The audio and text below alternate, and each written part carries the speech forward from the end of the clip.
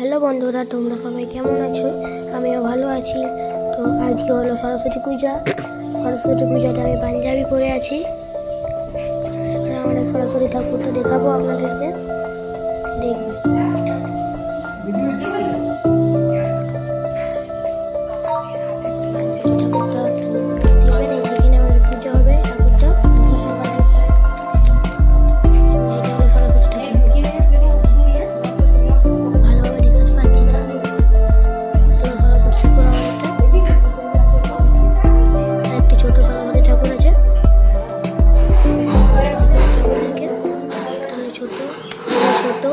এর পাশে আমার বইপত্র আছে। এখানে ফল কাটা হচ্ছে, পুজোর আয়োজন করা হচ্ছে।